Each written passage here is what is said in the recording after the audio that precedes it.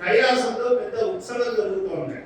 శివపురాణంలో మహాభూతంగా ఆ ఉత్సవం జరుగుతూ ఉంటే ఎవరెవరు ఎలా ఎలా వారి వారి పరివారములతో ఎలా అక్కడికి వచ్చి కూర్చున్నారు, అందరూ ఎలా నిలబడ్డారు. శివగణములు, ఆ శివగణముల పేర్లు వింటేనే జగన్మంటాడు. ఎందుకు?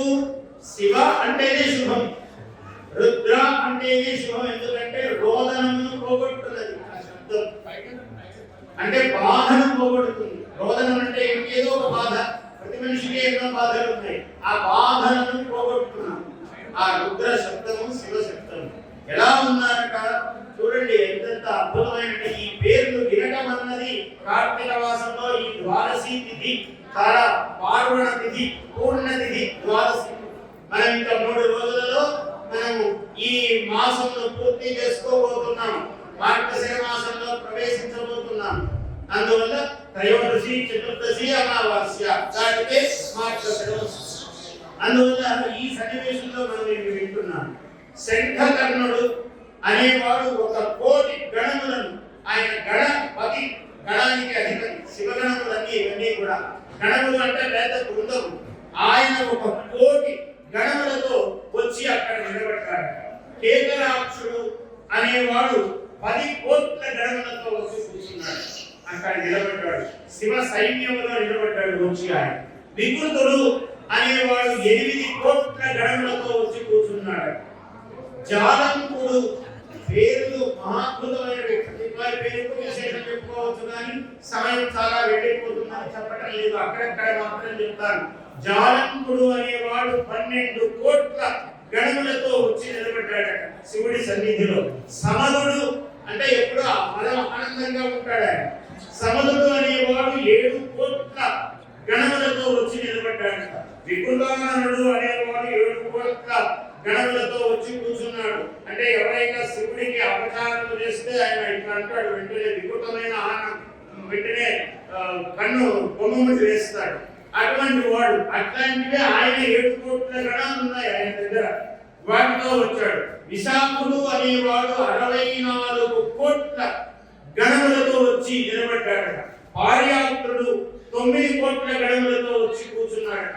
సర్వాంతకుడు అనేవాడు శివుడి యొక్క సైన్యంలో ఒక ప్రధానమైన వ్యక్తి, ఆయన 6,000,000 గణములతో వచ్చి కూర్చున్నాడు.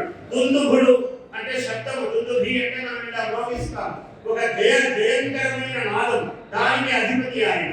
ఆ గణము ఆయన ఎన్ని గణాలు అంటే 8,000,000 గణములను వెంటబెట్టుకుని వచ్చాడు. కపాలి, కపాలములు మాల ధరించి ఉన్నాడు శివుడి దాకా ఆయన. 6,000,000 గణములతో ఆయన వచ్చి అక్కడ నిలుచున్నాడు. సంధారకుడు, దేన్నైనా సంధానం చేయగలిగినటువంటి వాడు ఆయన 6,000,000 గణములతో. కందుకుడు, ఆయనకి లోకంతా క్రీడాప్రాయం, బంతితో ఆడుకున్నట్టే, అటువంటి వాడు 1,000,000 గణములతో. కుండకుడు, వీళ్ళిద్దరు కూడా 1,000,000 గణములతో వాళ్ళ బృందములతో వచ్చి నిలబడ్డారు. విష్ణంభవుడు 8,000,000 గణములతో వచ్చి కూర్చున్నాడు. చంద్రపావనుడు, ఆయనేమో చంద్రుడిలాగా, ఆయన వస్తే చంద్రుడిలాగా వెన్నెల సోకినట్టుంటుంది. చంద్రపావనుడు అనేవాడు ఆయన 8,000,000 గణములతో వచ్చి నిలబడ్డాడు. మహాకేశుడు 1,000,000 గణములతో వచ్చి కూర్చున్నాడు. కుండిబాహుడు, పర్వతుడు, కాలుడు, కాలకుడు, ఈ వీళ్ళందరూ కూడా ఒక్కొక్కరు 12,000,000 గణములతో వచ్చి కూర్చున్నారు. అక్కడ శివుడి యొక్క సన్నిధానంలో చేరారు. మహాకారుడు 100,000 గణములతో వచ్చి కూర్చున్నాడు. అగ్నికుడు 100,000 గణములు. అభిముఖుడు, ఈ ఏకాగ్రం కావాలన్నా దాన్ని అభిముఖంగా నీకు అయ్యేటట్లుగా చేస్తారట ఈయన ఎంతమందిలో ఆదిత్యమూర్ధుడు తలపై సూర్యుడిని దాల్చాడట ఆయన. ఆదిత్యమూర్ధుడు అనేవాడు. ధనబాహుడు, వీళ్ళందరూ ఒక్కొక్కరు 1,000,000 గణంతో వచ్చి అక్కడ సమావిష్టులై ఉన్నారు. అలాగే సన్నాహకుడు అనే ఆయన, కుముదుడు అనే ఆయన 100,000 గణములతో వచ్చి నిలబడ్డారట. అమోఘుడు అంటే ఈయనను ఈ రూపాన్ని కనుక ప్రార్థిస్తే మనకు ఏ పదాన్ని ఏ పని అయినా సఫలమై.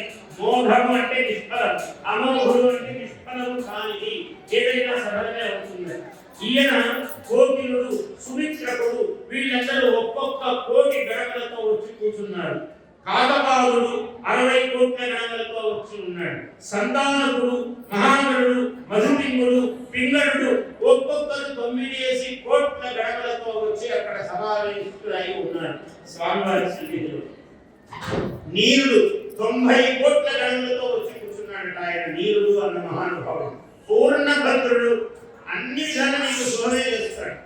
ఆయన 90 కోట్ల గణములతో వచ్చి కూర్చున్నాడు. అంటే ఒక రుద్రుణ్ణి, ఒక శంభుణ్ణి మనము పూజించడం అన్నది ఎన్ని కోట్ల దేవతలను మనం సేవించడమో సూచిస్తున్నాడు. పూర్ణభద్రుడు 90 కోట్లు, చతుర్భక్తుడు 4 ముఖాలు కలిగిన వాడు, అన్ని విభూతి అంత శివముఖాలే 4. ఆయన 7 కోట్ల గణములతో వచ్చి కూర్చున్నాడు. ఇలా పార్వతీదేవితో, గణపతితో, కుమారస్వామితో, వీళ్ళందరి పరివారముతో శివుడు కైలాసంలో వెలిసి ఉంటే కాష్టరూఢుడు, సుకేశుడు, వృషభుడు వీళ్ళందరూ ఒక్కొక్కరు 64 కోట్ల గణములతో వచ్చి కూర్చున్నారు అక్కడ. దీప్తాంత దైత్యాంతకుడు, భృంగి, రిటి, అశని, భానుకుడు, నందీశ్వరుడు ఒక్కొక్కరు, ఒక నందీశ్వరుడు 100 కోట్ల గణములతో వచ్చి కూర్చున్నాడట ఆయన. ఇటువంటి మహాత్ములందరూ మొత్తం లెక్క వేస్తే ఏమిటయ్యా అని అంటే 60 కోట్ల కోట్లు. అప్పుడు లెక్కేయండి, 60 కోట్ల కోట్లు అక్కడంతా శివగణములు వచ్చి కైలాసంలో సన్నివేశము అయినారట. మనం ఇవాళ ఇంత విశేషము ఈ కీసరగుట్టలో మనం చెప్పుకుంటున్నామంటే ఇదే ఒక అద్భుతమైనటువంటి కైలాస స్థానం. ఇటువంటి కైలాస స్థానంలో సాక్షాత్తు రామచంద్రుల వారు ఆయన లింగ ప్రత్యక్ష చేయాలనుకుంటే శివుడే ప్రత్యక్షమయ్యి నేనే లింగం అవుతున్నాను నాయన, నీవు ప్రతిష్ఠించుకోవాలి రామునికి వరమిచ్చినటువంటి క్షేత్రం. అంటే ఇటువంటి క్షేత్రము అసాధారణమైనది, ఎక్కడ దొరుకుతుంది ఇటువంటి కీసరగుట్ట వంటి క్షేత్రం. అందువల్ల ఈ కేసరి గుట్ట మహాద్భుతమైనది. మనం ఈ అనుగ్రహాన్ని పొందాలి. Please subscribe to our YouTube channel. Like and share this video.